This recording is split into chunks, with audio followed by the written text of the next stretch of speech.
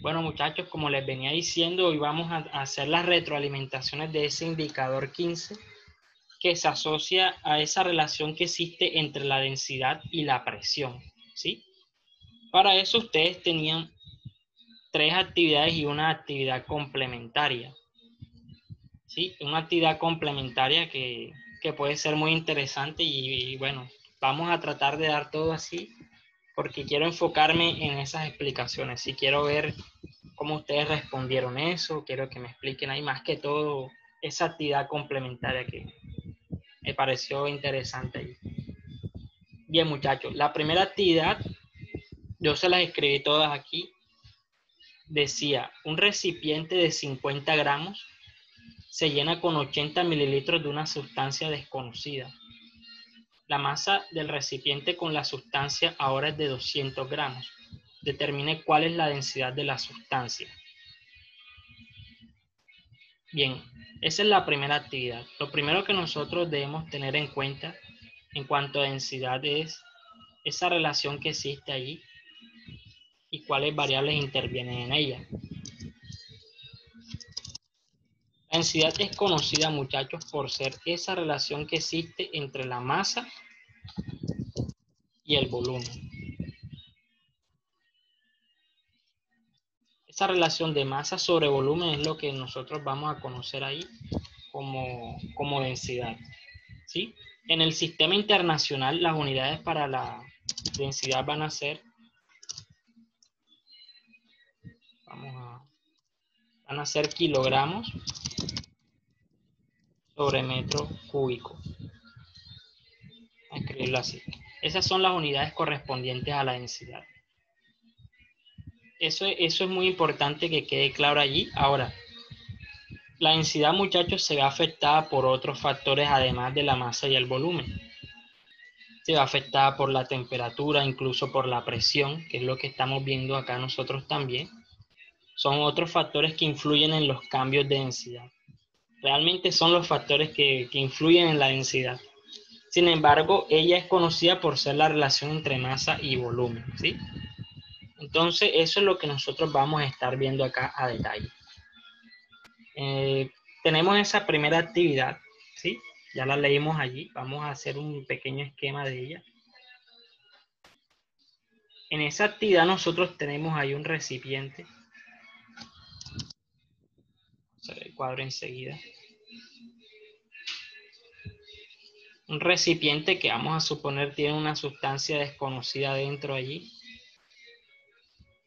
Vamos a ponerla de color verde. Este procedimiento que tiene esa actividad, muchachos, es el procedimiento que se emplea cuando sí se quiere hacer una medición rápida de pronto de la densidad de una sustancia, incluso para medir volúmenes también se emplea este procedimiento que ustedes ven aquí. Ahora, inicialmente ustedes tienen que ese recipiente tiene 50 gramos. Listo, ahí lo tenemos. La masa del recipiente, vamos a ponerle masa recipiente, solo así sola vacía ya tiene 50 gramos. Ahora, no, eso nos dice, ahora se llena eso con 80 mililitros de una sustancia desconocida. Eso tiene ahora 80 mililitros. Recordemos que los líquidos, muchachos, son sustancias cuyo volumen en forma se puede adaptar al recipiente que la contiene, pero digamos que ese volumen en general no cambia. No cambia su valor, pero puede variar su forma. En este caso vamos a suponer que es un recipiente, un vaso. Por ejemplo, vamos a dibujarlo así.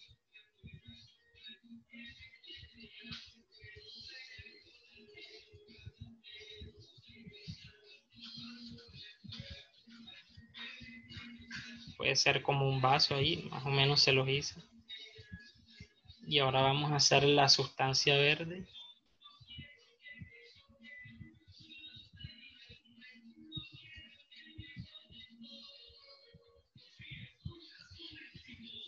Listo, ahí tienen más o menos ahí bien.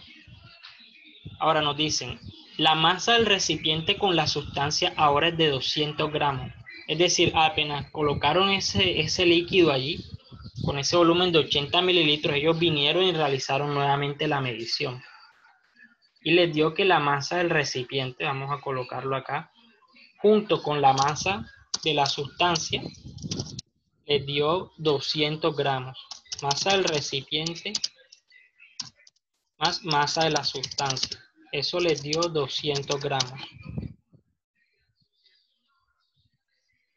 Entonces viene la pregunta, ¿cuál es la densidad del líquido?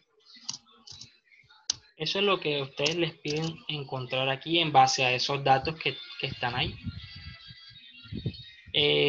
Ese procedimiento en general se emplea mucho. Sin embargo, por ejemplo, cuando ustedes van a la tienda, los que hacen mandados ahí, ayudan a sus papás, por decir, van a comprar cierta cantidad de un producto y lo que hacen es ponerlo en una bolsa y eso lo ponen allí en el medidor de masa electrónico o en el peso que ellos tengan ahí.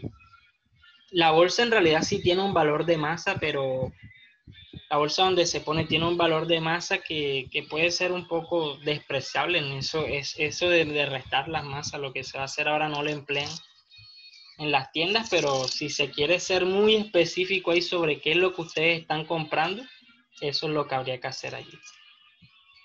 Bien, muchachos. Para nosotros saber ahí cuál es la densidad, nosotros necesitamos conocer la masa de la sustancia y su volumen.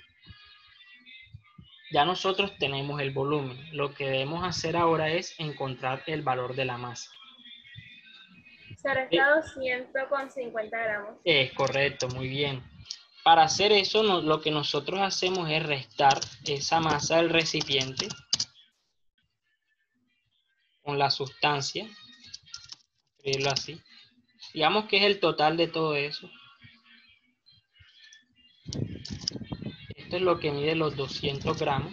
Y a eso lo que le vamos a hacer es restarle la masa del recipiente solo.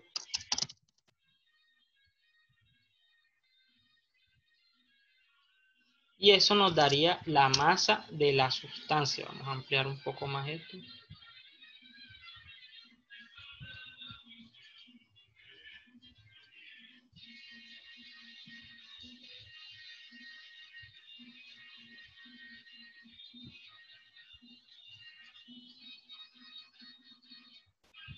Y ahora sí. Eso nos daría la masa de la sustancia. Y en la masa del recipiente más la sustancia nos dio 200 gramos. A eso le vamos a restar la masa del recipiente, que es de 50 gramos. Y eso nos va a dar un valor de 150 gramos. Esa sería la masa de la sustancia. Nosotros la anotamos. Perdón, de la sustancia sería 150 gramos. Es decir, ya tenemos la masa y tenemos ahora el volumen de esa sustancia allí como tal. Profe, una Vemos que el pregunta. volumen, sí. Las unidades de medida en el ejercicio de la masa y del volumen es kilogramos y metro cúbico, ¿cierto? Sí, claro, claro. Y nosotros es necesario hacer la conversión, ¿cierto? O puede dejarse así. O sea, si ustedes la dejan así de gramos sobre mililitros, si habrán respondido la pregunta. Quizá me faltó de pronto especificar que lo dejaran unidades del sistema internacional, pero si lo hicieron hasta ahí está bien. Porque la idea es que ustedes encuentren el valor de la densidad, que si lo encuentran en otras unidades, bueno, está bien. Lo hicieron en otras unidades, pero en general era la idea. Que hicieran la conversión, que la dejaran en unidades del sistema internacional. Pero si de pronto la dejaron en otras, por ejemplo, kilogramos sobre mililitros o todas las combinaciones posibles de unidades que tengan, tranquilo, que está bien. Lo importante es que hicieron el procedimiento hasta ahí. Ya lo que pudo faltar ahí es como una conversión. Profe, yo en mi caso yo hice la conversión y me dio 0.15 kilogramos. Ok, bien, vamos a hacer ahora bien. La conversión de 150 gramos, si nosotros queremos pasar eso a kilogramos, lo que debemos hacer es lo siguiente. Vamos a hacer un repaso acá de conversión de unidades. Eso es algo que ustedes deben de estar monstruos, mejor dicho. Saben de eso más que yo. Bien, tenemos 150 gramos. Y no vayan a creer, este procedimiento, o sea, muchos quizás hacen la conversión por regla de 3. Y yo no lo recomendaría. Sí, porque ahí, por ejemplo, cuando ustedes quieren transformar el volumen, se dan cuenta que puede ser una dificultad allí, o cuando quieren hacer conversiones de área, por decir de metro cuadrado a centímetro cuadrado, se les puede complicar un poco esa regla de 3. O cuando van a hacer conversiones con 2 unidades o de una densidad a otra densidad, se les complica. Ok, bien. La relación que existe ahí entre los kilogramos y los gramos es que 1000 gramos equivalen a 1 kilogramo. Y si nosotros hacemos esa división, allí creo que nos daría los 0.15 kilogramos que nos dijo Fabiano. Vamos a hacerla ahí, 150 sobre 1000 nos da 0.15. Y lo colocamos 0.15 kilogramos.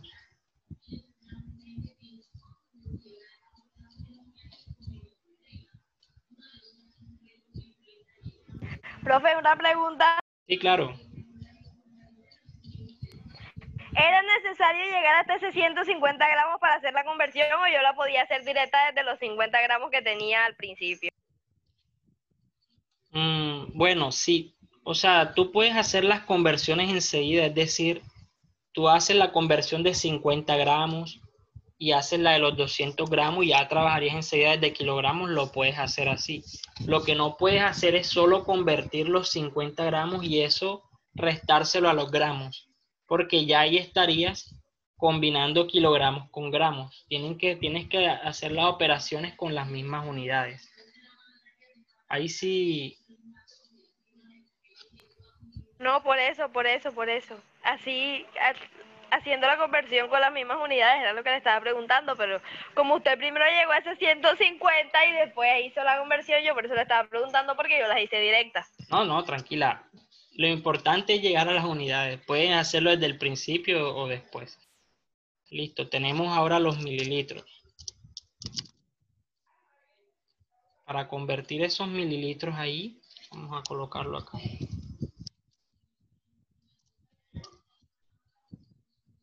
Si queremos transformar esos mililitros ahora, lo que debemos hacer es emplear unidades conocidas.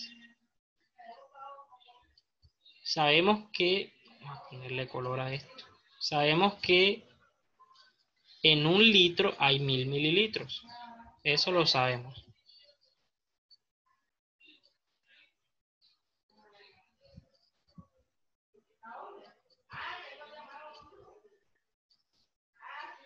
Escribirlo acá. En 1 litro hay 1000 mililitros. ¿Qué más sabemos? Ahora necesitamos encontrar la relación que hay entre los metros cúbicos y los litros. ¿Y qué se dice? Se dice que en 1 metro cúbico hay 1000 litros. Esa es la relación que hay entre los litros y los metros cúbicos. Entonces la colocamos acá.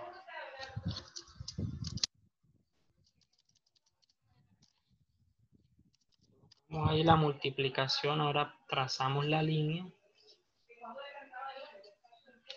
Decimos que en 1 metro cúbico ahora hay 1000 litros.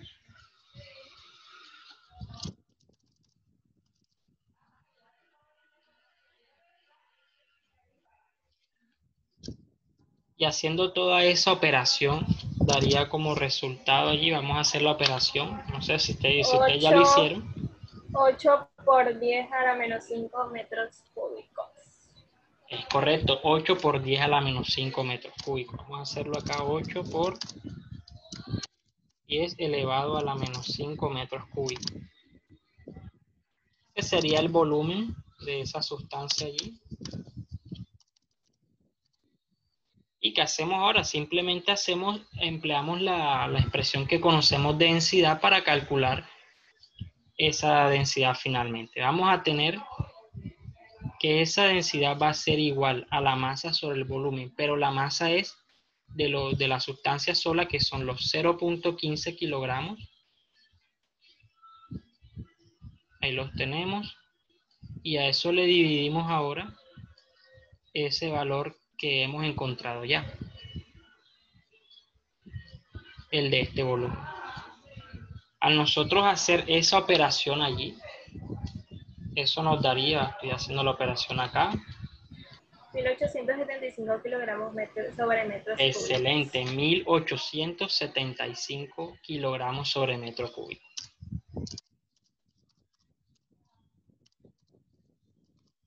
Y así se calcularía la primera actividad.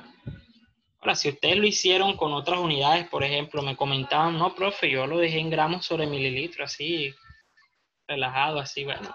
Tú hiciste el procedimiento, no quisiste hacer la conversión última, pero está bien. Lo correcto es emplear unidades del sistema internacional, muchachos, porque es que generalmente las unidades las dan en esas unidades, ¿sí? Generalmente las van a encontrar con esas unidades. Pero hay muchas combinaciones que ustedes pueden ver ahí, teniendo en cuenta valores de densidad. Y bueno, la idea es hablar un mismo idioma y es el idioma del sistema internacional. No sé si tengan alguna pregunta con esta actividad 1. Realmente no era muy complicada así. Sin embargo, si tienen alguna pregunta la podemos aclarar enseguida. ¿Tienen alguna pregunta con esta primera actividad, muchachos? De pronto Frank Rangel ahí tenga alguna pregunta.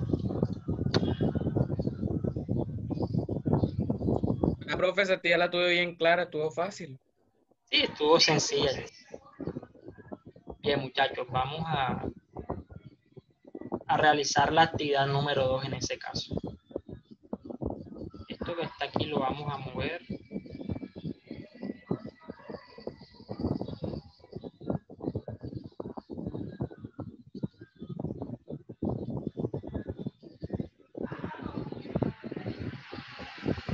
Listo, nos dice la actividad número 2. Determina la densidad que tiene un líquido si una columna de 60 centímetros de él produce una presión de 5.000 pascales sobre la base del recipiente que lo contiene.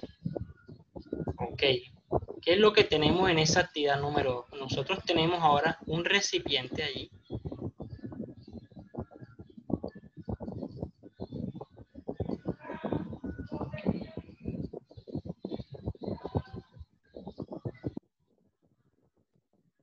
Tenemos un recipiente y dentro de él hay un líquido, Vamos a ponerlo de color azul esta vez.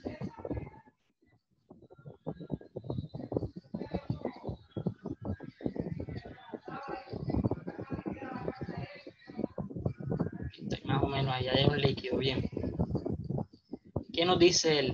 Nos dicen que esa columna de líquido tiene 60 centímetros. Ojo, solo la del líquido, ¿sí? Es decir, esta altura de aquí va a tener 60 centímetros. Ustedes pudieron hacer un dibujo, de pronto los que hicieron dibujo. Y esa distancia allí sería 60 centímetros.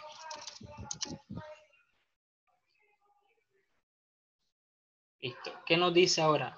Nos preguntan determinar bueno, dice que produce una presión de 5.000 pascales sobre la base del recipiente que lo contiene. ¿Y qué les digo con esto, muchachos?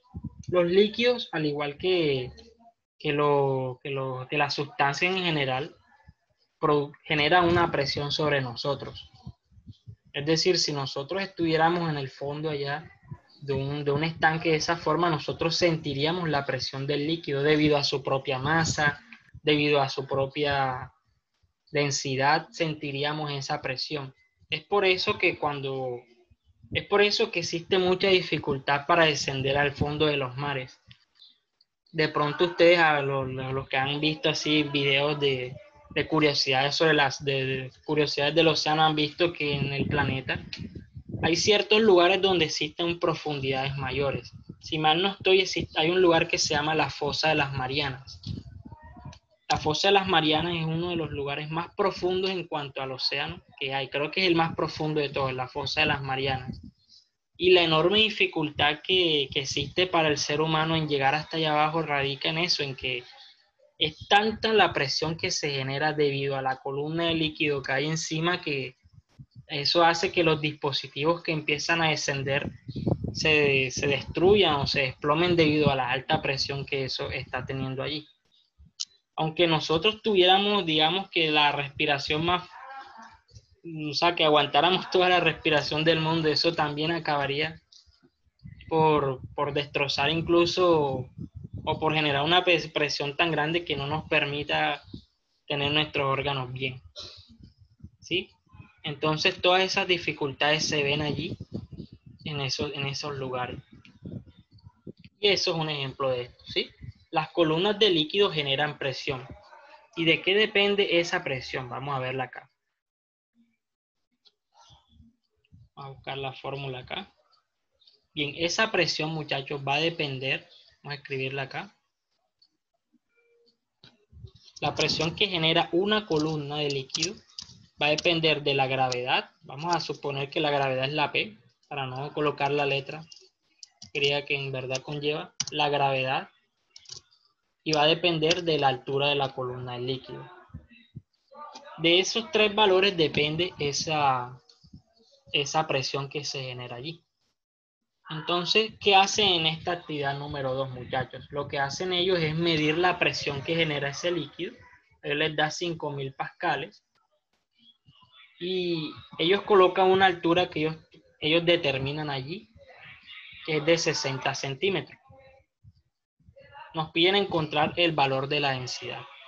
Entonces, esta actividad se radica acá, muchachos, en tener claro la forma en que estas columnas ejercen presión y reemplazar los valores que tenemos. ¿Qué valores tenemos aquí? Nos están diciendo que la altura de nuestra columna es de 60 centímetros. Nos dicen también que la presión que ejerce al fondo es de 5.000 pascales. Son los dos datos que nosotros tenemos aquí. ¿Qué nos piden? Encontrar el valor de la densidad. Otra cosa importante que les quería decir y es que esa presión, muchachos, solo va a depender de la altura. Es decir, si ustedes se fijan, yo no les estoy hablando de cuál es el diámetro de esa columna de líquido, no les estoy hablando de cuál es el área que la contiene en su parte superior. Lo único que influye en esa presión es la altura del líquido, ¿sí? Ustedes pueden tener diámetros pequeños, pueden tener diámetros grandes que van a tener la misma presión allá en el fondo de esa columna de líquido. ¿Sí? Eso es lo que les dicen en la actividad número 3. Para allá vamos ahora. Bien, muchachos, ¿qué hacemos nosotros? Reemplazamos. Vamos a tener que esos 60 centímetros, si los convertimos a metros, nos daría 0.6 metros. Si hacemos esa conversión allí. La gravedad pueden emplearla con 10 metros sobre segundo cuadrado. Pueden hacerlo con el valor de 9,81 si así lo desean, no hay ningún problema. Y listo, vamos a realizarlo acá. Despejando ese valor de densidad, vamos a tener que esa densidad allí va a ser igual a la presión que divide a los valores de gravedad por altura. Listo, continuamos allí. Si nosotros reemplazamos el valor allí de esos 5.000 pascales, es importante aclarar que los pascales son la unidad de la presión del sistema internacional. Es decir, no tenemos que hacer conversión allí. Cogemos 5.000 pascales y lo dividimos entre los 10 metros por segundo cuadrado, ¿sí? Que son las unidades de la aceleración. Ahí no les coloqué las unidades, pero ellas van ahí. 10 metros por segundo sobre segundo cuadrado por el valor de la altura en metros, que es 0.6 metros. En este caso sí tienen que emplear las unidades tal cual como se las están pidiendo ahí para que les dé precisamente esa densidad en unidades del sistema internacional. La idea de trabajar con las unidades del sistema es que eso les facilite los cálculos. Si ustedes trabajan siempre con unidades de esas, van a saber qué unidades van a obtener. El resultado de esa operación allí, vamos a hacerlo. Yo lo hice acá. Eso da un valor de 833,33 kilogramos por metro cúbico. Voy a colocar así, kilogramos por metro cúbico. Ese sería el valor de la densidad. No sé si les habrá dado lo mismo, si les dio diferente. ¿Les dio el mismo valor, muchachos? Sí, señor. Ok, bien, muchachos, bien. Ese sería el valor correspondiente de 833 kilogramos sobre metro cúbico. Era una actividad corta, si se fijan ahí, se podía hacer en 3 pasos, hasta en un solo paso también la podían hacer. Por eso trato de colocarles actividades así corticas y más para trabajar las horas que vamos a tener son siempre. Bien, muchachos, pasamos ahora a la actividad número 3. Si no hay más dudas sobre esa actividad número 2. ¿Tienen alguna pregunta con esta actividad número 2, muchachos? De pronto Juliana o Angie Sánchez allí tengan alguna pregunta. No, profe, todo claro. Ok, bien, muchachos. En esa actividad número 3 nos dice, explica dónde hay mayor presión. ¿En el fondo de una piscina de 3 metros o en el fondo de un lago de 3 metros de profundidad? El lago, al poseer una extensión mayor, posee una mayor cantidad de agua en ella. Considera que ambos tienen la misma composición de agua. Entonces, me gustaría escuchar los muchachos que respondieron ahí en esa tercera pregunta, en esa actividad número 3. Yo mientras voy a hacerles un esquema acá. Este es un dibujo, digamos que a escala ahí. Les estoy haciendo el dibujo de una piscina. A suponer que esto es una piscina aquí.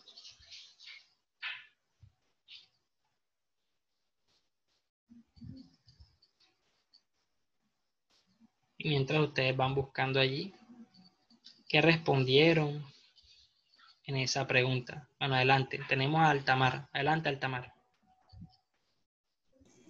Profesor, en esta pregunta yo lo que he escrito es que se encuentra una mayor presión en el fondo de la piscina que en el fondo del lago.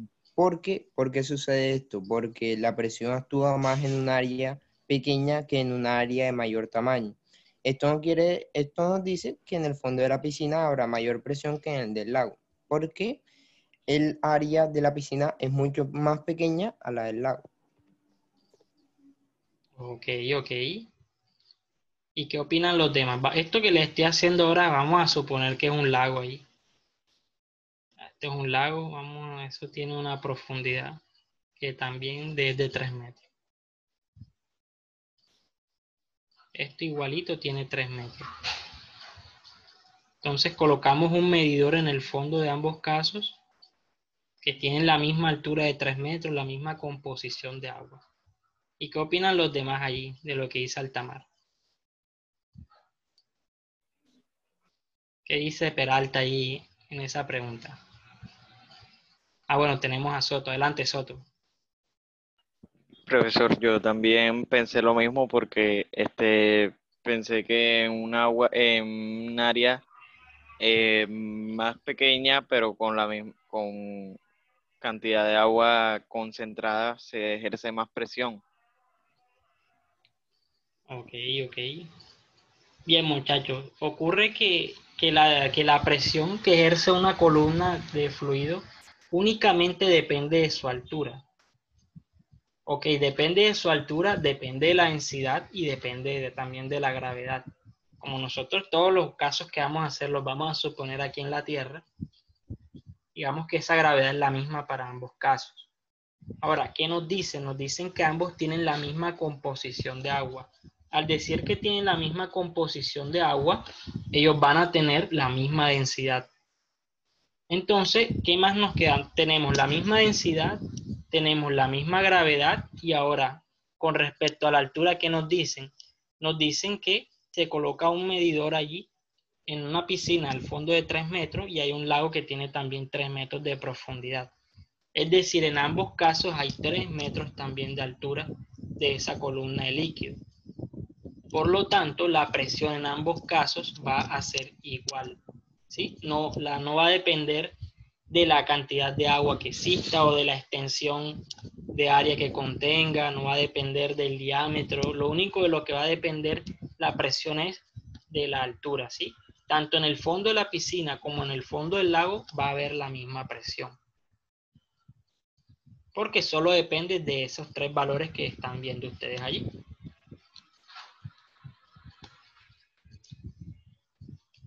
No sé si alguno haya respondido así o si no están de acuerdo, no sé, ustedes me dirán allí en esta pregunta. ¿Quién respondió que sí era la misma presión? ¿O todos respondieron que en la piscina? ¿Mm?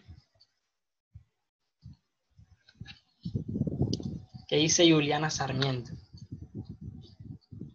Yo puse que ambos tenían la misma presión, puesto que la presión en estos casos no depende ni de la forma ni de la forma ni del área del recipiente, sino de la profundidad. Y como ambos tienen la misma altura, entonces ambos tienen la misma presión. Eso es lo que puse yo. Eso es exactamente lo que se quería decir allí. En la guía había un pequeño apartado donde se los decía. Vamos a buscarlo allí.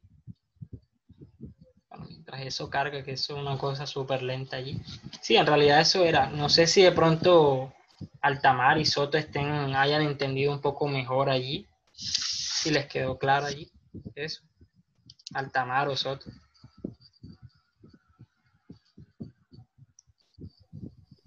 Profe, estoy Sí, profe. buscando de donde Sí, me bro. guíe en el PDF, Dale, pero habla tú. no lo encuentro todavía. ¿Cómo?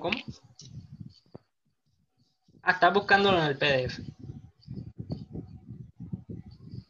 Dale, Profe, es que esto aquí está cargando. Vamos a esperar que cargue bien ahí. Ajá, Soto, comenta. yo creí que se daba igual que con las leyes de los gases. Con las leyes Pues de es los gases. similar, ¿Por qué? Porque coméntame. porque estoy viendo que existe dicha cantidad de gas en un recipiente grande,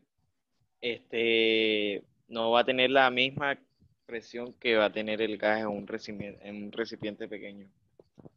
Ok, tú te basas en la forma en la que se relacionan ahí la presión y el volumen de los gases ideales. Sí, sí. Ok. Bueno, esto acá es diferente. Sí, acá estamos hablando de columnas de fluidos ahí en el fondo.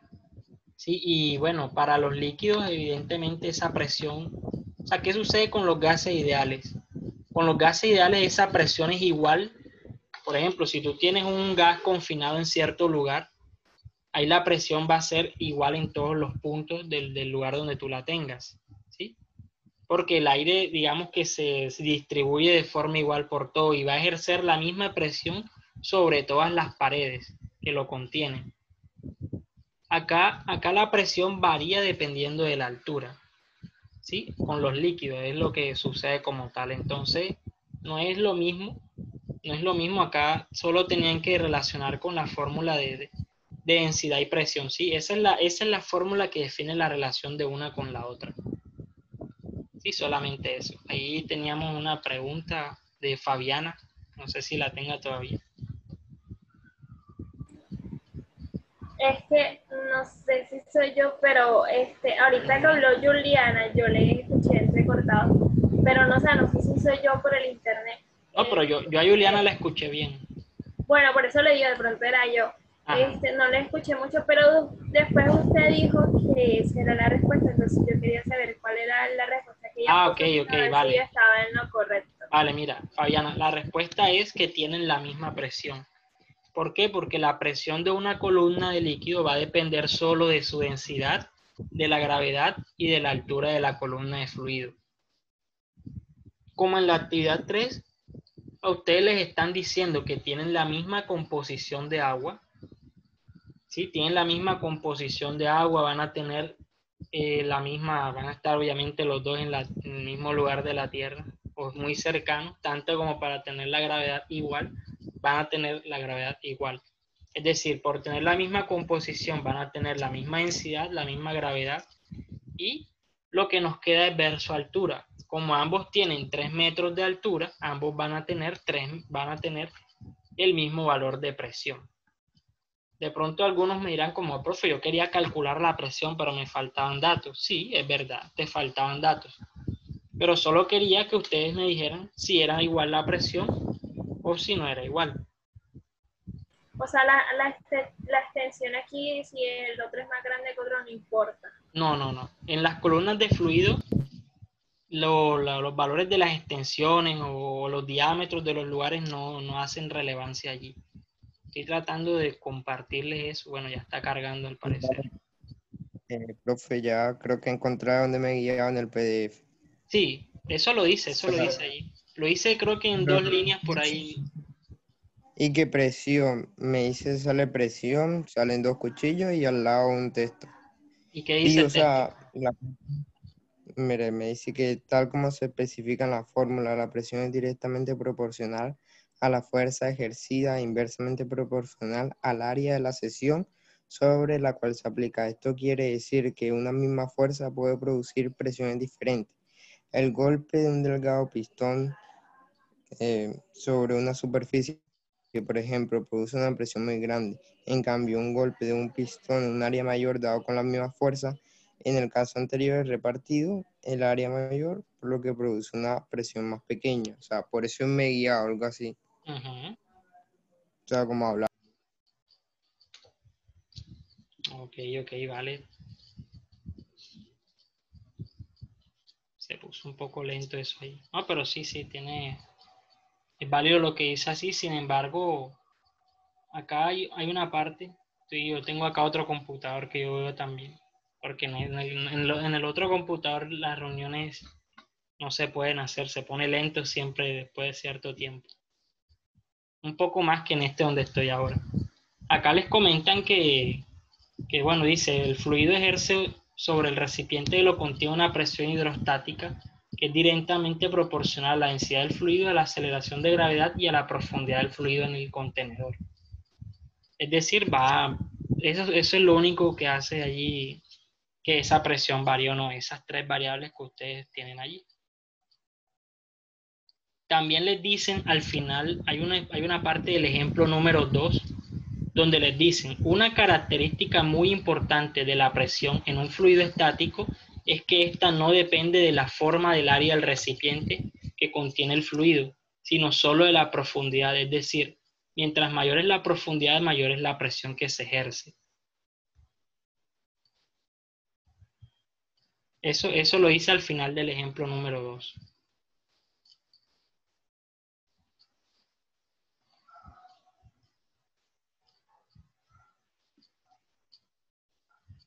Bueno, esperemos un poco ahí que el Classroom se acomode y mientras vamos a continuar nosotros acá. Pero sí, muchachos, eso es lo que les quería decir con esa actividad número 3.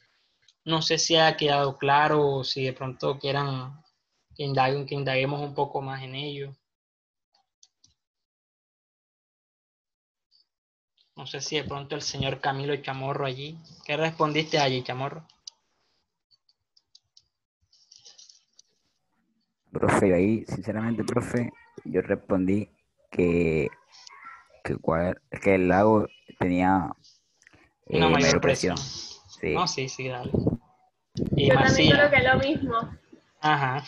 ¿Y qué opina Macías allí? ¿Qué Bueno, colocaste ahí, profe, la Macías? aquí lo estoy poniendo. La verdad es que yo puse que en la piscina era donde había mayor presión.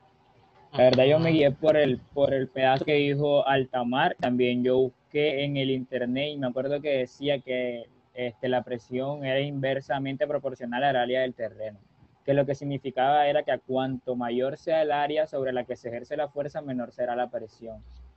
Y entonces por eso fue que yo entendí que como el lago tiene mayor tensión, eso hace que hubiera mayor presión, y entonces ahí fue donde me equivoqué. Ok, pero esa es el concepto de presión que se asocia a las áreas. Si nosotros,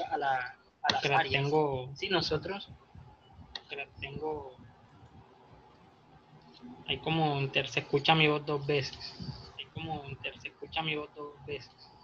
Regálame un Francisco tiene el segundo. micrófono apagado, prendido, por eso se le escucha el eco.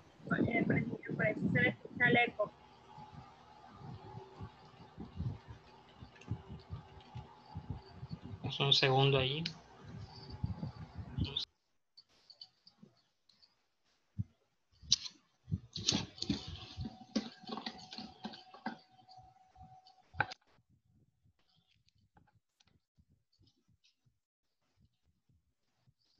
¿Cómo me escuchan ahora? ¿Me pueden escuchar bien? Profe, la verdad, yo siempre lo he escuchado bien. Yo no le he escuchado ni doble ni nada. Bueno, yo... Hay veces que sí, se escucha lejos como el eco, pero ahora se escucha bien, profe. Bueno, yo mismo, o sea, escuchaba lo que decía, así como si mi voz demorara un poco de tiempo en llegar ahí. Bueno, menos mal que lo que veo me sale a mí solo nada más. Bueno, no vamos a intentar más buscar ahí. Yo después les muestro dónde dice eso en la guía. Eso lo dice en el ejemplo 2. Al final del ejemplo 2 está el comentario que dice que solo depende de la profundidad. Bien, muchachos, vamos a hablar ahora de la actividad complementaria número 1.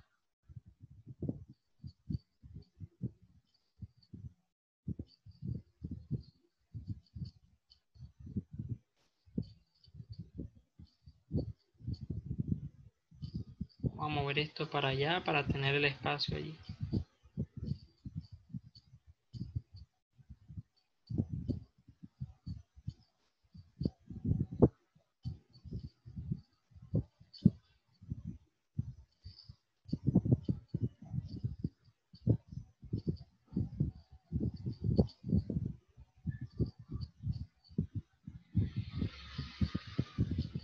Yo no sé si a ustedes les pasa, pero al menos mis computadores acá, porque yo tuve que buscar otro, ellos, ya con tantas reuniones, ellos se ponen lentos, no sé.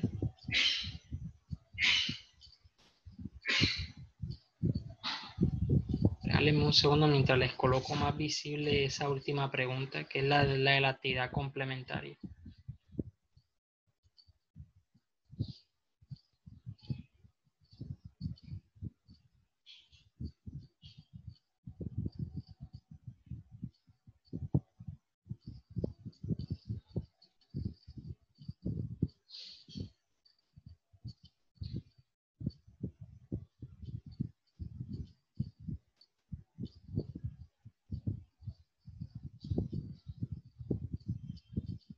Bien, muchachos, me gustaría escucharlos. ¿Quién puede hacerme un resumen de lo que vio o lo que entendió en esa actividad complementaria con respecto a lo que le pedían allí y lo que entendieron de la lectura? Que está como escrita 2 veces. Ok, ahora sí. Vamos a leerla ahí rápidamente. Nos dice, en general, la densidad posee una relación con la temperatura para la sustancia, en la que sus densidades aumentan a medida que disminuye su temperatura. Debido a esto, en los fluidos, cuando se tienen diferentes valores de temperatura distribuidos a lo largo de un mismo cuerpo o volumen, se tiene que la parte que posee menos temperatura se desplaza hacia la parte inferior del lugar donde estamos, donde estos se encuentran. Este comportamiento es empleado para llevar a cabo la refrigeración en espacios cerrados, donde el dispositivo se ubica en la parte superior de los recintos para que el aire dentro del lugar se mantenga en constante movimiento. De ser colocado en la parte inferior, el aire con menor temperatura se acumularía en el suelo, sin posibilidad de circular por el lugar. Y ahí les ponen, en la sección 3 se muestra que para el agua existe un rango en la que la temperatura presenta un comportamiento diferente entre los 4 y los 0 grados. El agua no aumenta su densidad. El agua no aumenta su densidad, sino que disminuye, solo en este rango de temperatura, permitiendo que las zonas que lleguen a esta temperatura permanezcan en la superficie, al no aumentar su densidad, como es el comportamiento común. Y viene la pregunta. Explica cómo este comportamiento del agua permitió en gran medida la supervivencia de la vida en el planeta Tierra. Y para ello yo sí les dije ahí que en ese caso ustedes podían emplear recursos de investigación. Ustedes podían buscar en la web. Generalmente ustedes para resolver las actividades, todo yo se los pongo ahí, pero en esa ustedes puedan investigar. Vamos a darle la palabra a Fabiana Romero. Adelante, Fabiana. Bueno, yo le voy a decir lo que yo puse en Classroom, pero tendría que parar la cámara porque como voy para Classroom, entonces se Dale, tranquila. Bueno, yo puse que a medida que crece la energía externa, aumenta la densidad del agua líquida, por lo que esto ocupa más espacio vacío hasta el punto de llegar a una temperatura máxima de 4 grados centígrados. Y es por ello que el hielo es más denso que el agua y por eso es que flota sobre ella. Entonces, de esa manera, al llegar a 4 grados centígrados disminuye la densidad del agua. Y por eso es que el hielo flota sobre el nivel del agua. Y pues gracias a eso, el planeta no llega a los extremos de congelarse y permite que la humanidad sobreviva. En realidad estuvo muy bien contestada esa pregunta y con ello. Eso es lo que sucede allí. Antes de hablar de eso, yo les voy a comentar cómo funciona un aire acondicionado, ¿sí? Sí, yo les hablé un poco de ello ahí. Mientras voy a colocarles acá esto, acá va un 2, un 4. Parece un 9, pero es un 4. Un 6, un 8. Y acá esa densidad va a ir en aumento.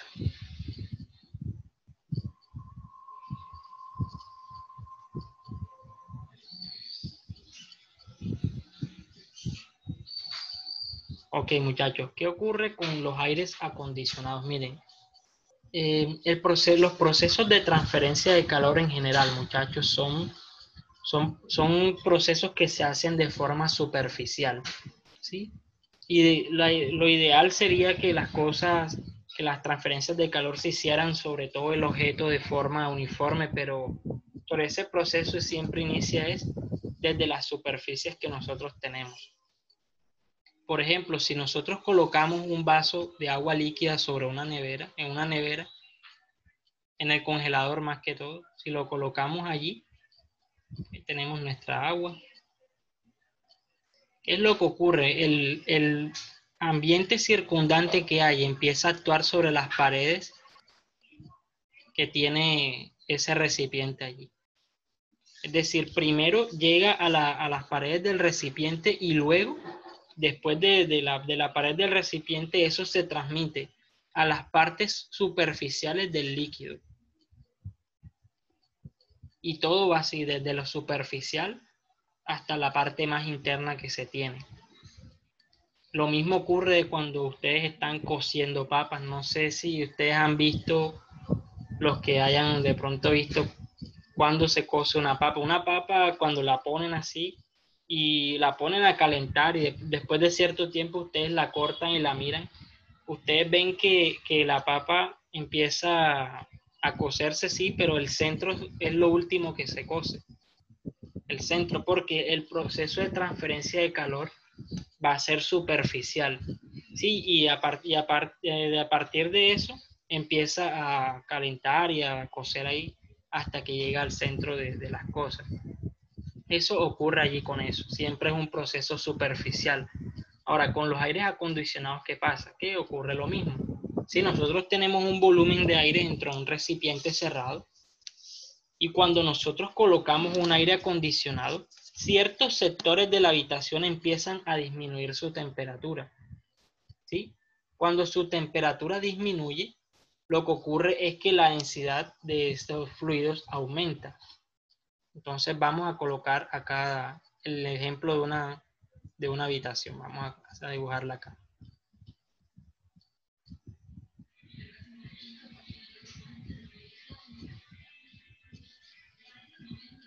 A poner el ejemplo de un aire acondicionado aquí.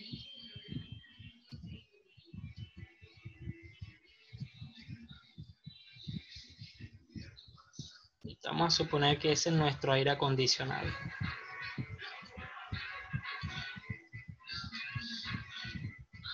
Tenemos las rendijas y ahí rápidamente se tiene. Eso se coloca sobre la parte superior del recinto y les voy a explicar por qué. Bien, muchachos, esa parte superior que ustedes ven allí va a empezar él va a empezar dentro de su maquinaria interna, él entra, digamos que él toma parte del aire, lo hace ingresar a su maquinaria allí, y él lo que hace es expulsar un aire a una menor temperatura. Ese aire, como tiene menos temperatura, es decir, a menor temperatura va a aumentar la densidad. Ocurre que el aire que está en la parte superior empieza a ser más pesado y por lo tanto empieza a descender. Luego, como eso desciende, algo tiene que subir. Lo que subiría es el aire que estaba inicialmente abajo caliente, va a subir arriba. Luego ese aire que estaba caliente se enfría y vuelve a bajar. Y así sucesivamente empieza un ciclo.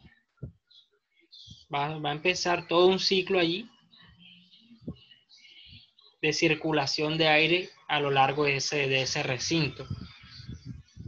Sí me gustaría que de pronto, si no está entendiendo o algo, me comenten ahí. Ahí tenemos a Ponte con una pregunta. Adelante, Ponte. Profe, el aire que está caliente, ese no se pulsa. El aire que está caliente dentro del recinto empieza a subir, ¿sí? Y ese calor, o sea, tu pregunta es a dónde se va ese calor como tal. Eso es lo que quieres saber. Yo un día entendí que el aire que está dentro de la habitación, sea caliente o lo que sea, se expulsa y después sí viene Es correcto, se expulsa, pero ¿sabes a dónde se expulsa ese calor? No sé, profe, por el mismo aire y después sale en la parte de atrás de... No, mira, lo que ocurre en realidad dentro del mecanismo de funcionamiento de estos dispositivos, algunos emplean, digamos que ellos transmiten ese calor al refrigerante que eso tiene adentro. Si eso adentro tiene un refrigerante como tal, y el refrigerante lo que hace es recibir el calor, él se evapora. Al recibir tanto calor, él se evapora, luego pasa a un compresor donde aumenta su presión. ¿Sí? Aumenta su presión para intentar volverse líquido, y ese líquido pasa por un condensador que es el que expulsa. De ahí es donde se expulsa eso, sí. Pero donde ahí es donde se expulsa y luego vuelve a una válvula de expansión que eso tiene para bajar su presión y nuevamente convertirse en un vapor. Estos aires, así como ustedes los están viendo, tienen dos componentes. El primero es ese, y el segundo es la condensadora. La condensadora es ese aparato que ustedes ven en los techos. No sé si ustedes los han visto. Que la persona que tiene aire tiene un aparato ya puesto en el techo que tiene como unos abanicos y ustedes siempre lo ven allí. No sé si lo han visto ustedes como tal. Sí, yo sí lo he visto. Bueno, esa es la condensadora. Ahí es donde se expulsa ese aire caliente que dice Aponte. Ese aire va a tener una temperatura mayor a la que tiene el aire circundante que está afuera. Entonces, eso es lo que ocurre allí. ¿Sí? Ocurre todo un proceso interno en el que allí se expulsa calor. Y emplea el mismo principio allí de transferencia de calor. Siempre del lado que está más caliente hacia el que está más tibio. Ahí va a haber esa transferencia de calor allí. Pero bueno, enfoquémonos en lo que ocurre acá con la densidad del recinto. ¿Sí? Hablemos del aire que está en el recinto como tal, ¿sí? El aire que se expulsa ya es otra cosa, ya eso es diferente allí.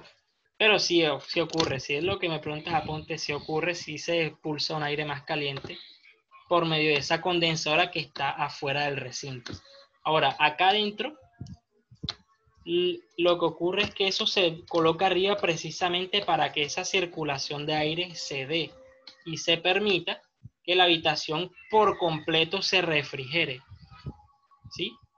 Ahora, ¿qué ocurriría si ustedes colocan ese aire acondicionado allá abajo en el fondo? Digamos que, bueno, vamos a colocar el aire acondicionado cerca al suelo.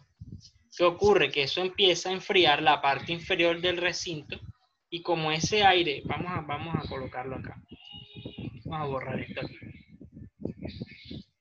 Si ustedes colocan ese aire acondicionado, muchachos, en la parte baja del recinto, lo que ocurre es que esa sección se va a enfriar y por tener una densidad mayor, ahí se va a quedar.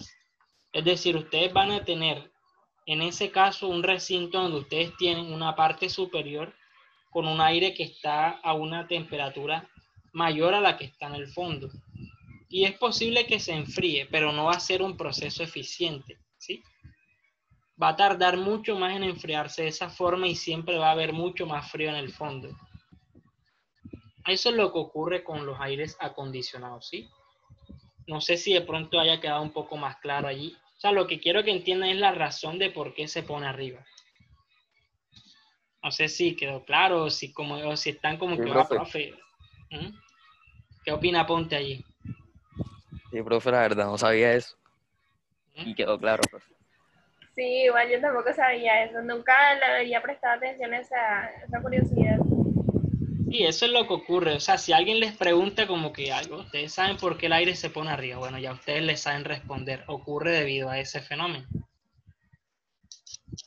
Ahora, también hay lugares fríos, muy fríos en el mundo, donde obviamente no van a tener aires acondicionados, sino que van a tener bombas de calor. ¿Dónde ustedes creen que se debería ubicar una bomba? Una bomba de calor lo que va a hacer es calentar lo que tiene a su alrededor porque está muy frío. ¿Dónde ustedes ubicarían una bomba de calor teniendo en cuenta este comportamiento? Piénsenla allí. ¿Dónde ubicarían una bomba de calor ustedes?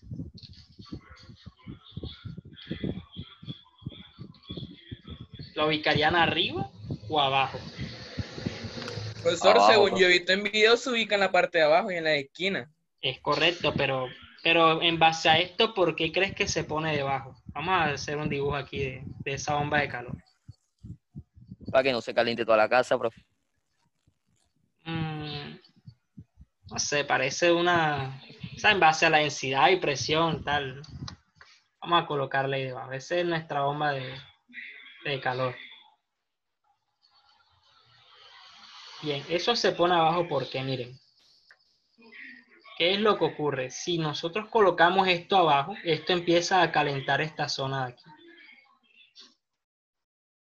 Mientras esta que está acá arriba se mantiene fría. ¿Sí? Es decir, lo que empieza a suceder es que va a haber una zona que empieza a disminuir su densidad. Y va a tener una zona de mayor densidad. Lo que nosotros sabemos es que si nosotros tenemos un grupo de fluidos, el que tiene mayor densidad va para el fondo. Entonces, si el aire que ustedes tienen arriba está con una mayor densidad, ¿qué creen ustedes que le ocurra a ese aire que está arriba? Ese aire descendería, haciendo que el aire que está caliente suba.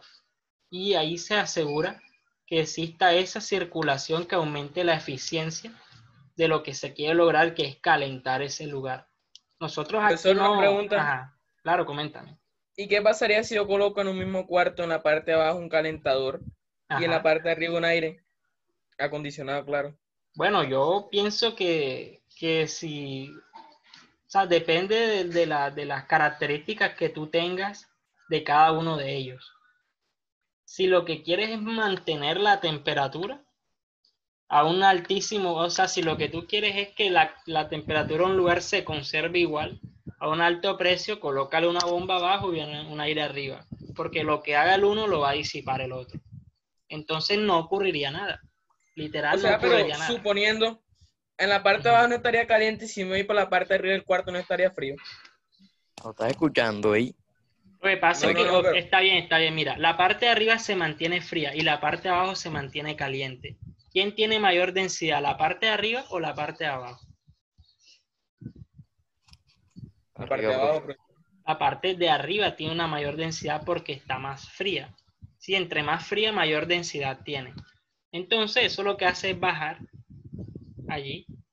Lo que hace es bajar, pero ese efecto de enfriamiento que produce el aire, digamos que lo está disipando enseguida la bomba de calor. Ahora, como te digo, depende, digamos que los dos producen el mismo efecto, los dos extraen o meten la misma cantidad de energía. Sí, hablando de transferencia de calor, porque el calor es una forma de energía también. Ocurre que si tú extraes una cantidad de energía y se la estás poniendo de otra forma, va a mantenerse la temperatura del lugar. Eso es lo que ocurriría. Si tuvieras el caso en el que ambos transfieren la misma cantidad de energía. Profe, Si ese es el caso, no va a pasar nada. La temperatura del lugar va a continuar igual. Pero vas a tener un recibo de luz súper costoso ahí. Si lo quieres mantener igual, mejor no lo uses y ya. Se gasta por luz eso, ahí profe, en no es lo mismo que una... abre la puertilla. Bueno, cuando hablas de abrir la puerta, bueno, depende del lugar, ¿sí? Depende de eso también. Si tú estás en un lugar muy frío y tú tienes un recinto caliente, bueno, si abres la puerta, lo que ocurre es que esa energía que tú agregaste se sale siempre del más caliente al más frío. Eso es, digamos que es el mecanismo de transferencia de calor allí. Eso es lo que ocurriría. Pero respondiendo a la pregunta de Rangel, o sea, si pasan esas condiciones no ocurre nada. Otra situación, por ejemplo, si tú tuvieses que el aire extrae más energía de la que mete la bomba de calor, porque el aire lo que hace es extraer energía de ese lugar donde tú estás, ¿sí? Cuando tú extraes energía calórica, tú dejas lo que se percibe como frío. Por ejemplo, cuando ustedes agarran un hielo, por ejemplo, cuando ustedes van a hacer el mandado, no sé, de pronto los que tengan que ir a comprar hielo, yo por ejemplo voy todos los días. Yo a veces, así cuando no llevo bolsa, cojo el hielo con la mano y o sea, lo que ustedes sienten allí, muchachos, es una transferencia de calor muy fuerte. Es decir, yo le estoy transfiriendo mi energía a ese hielo por yo estar a una temperatura mayor que ese hielo, obviamente. Y por eso es que se pega. Sí, claro, eso también ocurre ahí por procesos de evaporación y bueno, más que todo por ese factor. Porque, bueno, se pega en el caso de cuando hablamos de la lengua y eso, porque la lengua está húmeda, ¿sí? Tiene una parte superficial que es húmeda y al entrar en contacto con una parte muy fría, lo que ocurre ahí es que esa pequeña capa húmeda que tiene la lengua en su parte superior, digamos que se solidifica y se fusiona con la parte sólida que tiene ese material frío. Entonces, como se fusionan esos dos hielos, te queda el hielo del lado de la lengua y el hielo que está del lado de donde se pegue la lengua. Entonces, por eso se pega más que todo por la solidificación que ocurre con la capa superior de líquido que tiene la lengua. También porque me moje la mano, ¿no? Sí, claro, sí, ok.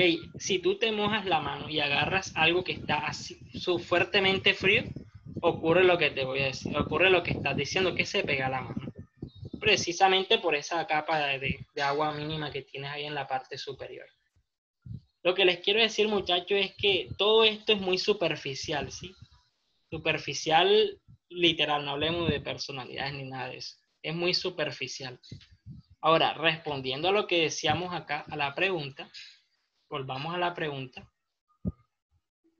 Sí quise que investigaran sobre esto porque realmente es interesante eso que respondió Fabián ahí. Lo que ella respondió es correcto, pero eso tiene todo un análisis y hasta reflexivo puede ser porque imagínense, de todos los materiales del mundo, el agua es el único que se puede comportar de esa forma. Entonces, ¿qué vamos a tener nosotros allí? Bien, vamos a suponer que este es un estanque de agua que existió hace millones de años, cuando ocurrió la época de la glaciación. Vamos a tener alrededor de él, vamos a tener... Ahora, ¿qué ocurre? Los lagos están expuestos solo por su parte superior al aire, ¿cierto? Solo por la parte superior. La parte que está inferior está rodeada por tierra firme, ¿sí? Pero la única que se expone al aire como tal es la parte superior de un lago, ¿sí? Digamos que acá dentro del agua hay vida marina, ¿sí? Hay vida, tenemos peces, tenemos ahí cetáceos, tenemos todas las cantidades de vida que ustedes puedan imaginar. Vamos a darle la palabra a Altamar. Adelante, Altamar. Altamar.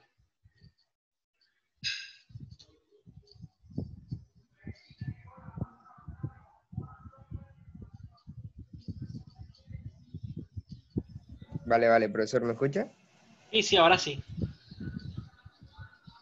Pues con respondiente a esta pregunta, yo lo he investigado y pues yo he encontrado que la vida, gracias a esto se pudo mantener la vida, ya que esto sucede en los ríos, lagos y mares congelados, Ujú. ya que la parte superior, que cuando llega al punto de fusión se congela el hielo, lo que hace es subir a la superficie y el agua que queda abajo queda a una temperatura de 4 grados Es Celsius. correcto.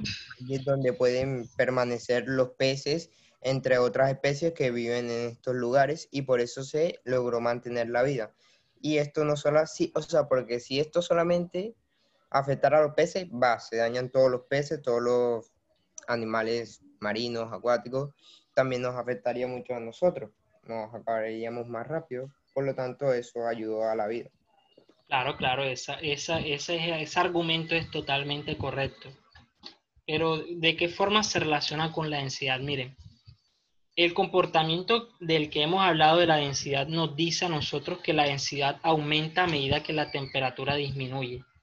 Eso ocurre en general para todas las sustancias, pero el agua, cuando llega a los 4 grados, en vez de aumentar su densidad, lo que hace es disminuirla. ¿Sí? Y ocurre así como dice Altamar, cercano al punto de fusión o al punto de congelación. Hablando más específicamente. Durante ese pequeño rango, muchachos, entre los 0 y los 4 grados de temperatura, esa agua que se va a quedar en la parte superior. ¿Por qué? Porque tiene una menor densidad en ese rango. Es decir, las capas superiores de agua, cuando llegan a los 4 grados, dejan de hacer ese proceso de circulación que yo les expliqué cuando hablábamos de refrigeración. Ese proceso de refrigeración del aire acondicionado ocurre también para los lagos y en general para los cuerpos que están enfriándose. ¿Sí? Pero eso se detiene cuando llega a los 4 grados el agua. ¿Por qué? Porque en ese punto su densidad disminuye y al disminuir lo que hace es que esa capa superior de hielo se queda ahí. Al llegar al punto de congelación, continúa congelándose y lo que ocurrió allí fue que quedó una capa de hielo superior en la superficie que está aislando al medio ambiente de toda la vida marina que se encuentra en el fondo o debajo de esa capa de hielo. Muchachos, eso influyó muchísimo en la supervivencia del planeta en las épocas de frío extremo que se dieron hace mucho tiempo. No voy a decir millones de años porque podría entrar yo en un error allí. La verdad es que la fecha no se las tengo aquí, no la tengo yo en mi cabeza ahora mismo, pero sí les puedo decir que eso fue lo que ocurrió y gracias a eso se llevó la supervivencia del planeta en esas épocas tan extremas, al menos para ciertas especies que no podían sobrevivir a esas temperaturas tan bajas. ¿Sí? Eso ocurre en los lagos, ustedes lo han visto cuando en ciertas ciudades que está el lago congelado y de pronto viene una persona corriendo y se parte el hielo y todo eso es líquido allá abajo. Todo eso ocurre debido a esto. Sí, ese comportamiento se vio y se sigue viendo hoy en la actualidad. Entonces, no sé si haya quedado clara toda esta explicación, muchachos, si han tenido esa respuesta allí. Ahí Altamar y Fabiana respondieron muy bien allí. No sé si haya quedado claro la explicación del lago como tal, o si requieren de pronto un poco más de explicación ahí. ¿Qué dice Macías ahí? ¿Quedó claro allí, Macías? Sí, profe, todo entendido. ¿Y qué dice Juliana Sarmiento? Todo quedó claro, profesor. Ok, ¿qué dice el señor Camilo Chamorro? Chamorro, ¿sabías de eso de los lagos? Nada, profe, algo nuevo. Ya se entendió mejor. Todo perfecto. Bien, ¿qué dice el señor Carlos Barros? Todo bien entendido, profe. Explicó muy bien. Bien, muchachos. ¿Qué dice por ahí Soto? Creo que Soto debe estar por ahí. Todo claro, profesor. ¿Qué dice Peralta? ¿Tienes alguna pregunta? No, profe, todo bien, todo correcto. Ok, bien muchachos, estas fueron las actividades ahí correspondientes a ese indicador. Nos hace falta la pregunta IFE, pero esas preguntas yo siempre las trato de dejar para una sesión que solo sea IFE. Entonces vamos a estar teniendo una sesión IFE o un espacio corto para hablar de eso. ¿Qué vamos a hacer la próxima clase? Vamos a trabajar, vamos a hablar de la temática correspondiente al principio de Pascal y principio de Arquímedes. ¿Sí? Sí, bueno, yo creo que no todos han hecho las actividades de que yo les coloqué. Bueno, creo que ninguno, porque eso apenas se publicó el domingo. No sé. Podemos emplear esos espacios para realizarlas.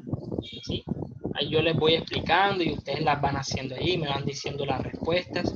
Enseguida, ya si terminan la actividad, enseguida en la clase la suben después a Classroom para que quede esa evidencia y tomar la respectiva calificación. No sé si les parezca que trabajemos de esa forma. Que hagamos la actividad enseguida en el Zoom y ustedes la suben en ese momento después.